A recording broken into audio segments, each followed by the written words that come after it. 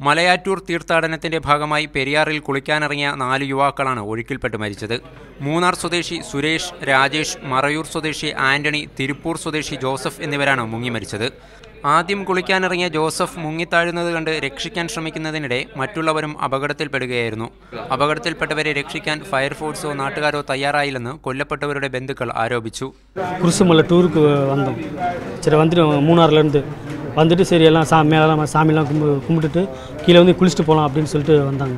அவங்க பசங்க எல்லாம் மூணு வண்டியில் வந்தோம். பசங்கள்லாம் குளிச்சுட்டு கீழே இருக்கோம். நான் வந்து வெளியே போயிருந்தேன். நான் കൂട്ടിയപ്പോൾ വന്ന് 2-3 വന്ന് മുണ്ടൊക്കെ സെറ്റ കൂട്ടിയിട്ട് അവിടെ പോകാൻ പറ്റില്ലെന്ന് പറഞ്ഞാൽ അവന്മാർ പോയി. അപ്പം തന്നെ അവന്മാർ ഇറങ്ങി കുറേ നീഞ്ഞു പോയി വന്ന് തിരിച്ചു പോകുന്നത്. തീർത്ഥാടകർ സഞ്ചരിച്ചിരുന്ന കാർ പെരുമ്പാവൂരിൽ സർവീസ് ബസ്സുമായി കൂട്ടിയിടിച്ചാണ് 2 പേർ കൊല്ലപ്പെട്ടത്. ഇടുക്കി സ്വദേശി ആന്റണിയും കൂടെയുണ്ടായിരുന്ന 2.5 വയസ്സുകാരൻ റിയാനുമാണ് മരിച്ചത്. കാറിൽ സഞ്ചരിച്ചിരുന്ന മറ്റു 4 പേർ ഗുരുതര പരിക്കുകളോടെ എറണാകുളത്തെ സ്വകാര്യ ആശുപത്രിയിൽ ചികിത്സയിലാണ്. മരിച്ചവരുടെ മൃതദേഹങ്ങൾ പോസ്റ്റ്മോർട്ടത്തിന് ശേഷം ബന്ധുക്കൾക്ക് വിട്ടുകൊടുത്തു. മീഡിയ 1 കൊച്ചി.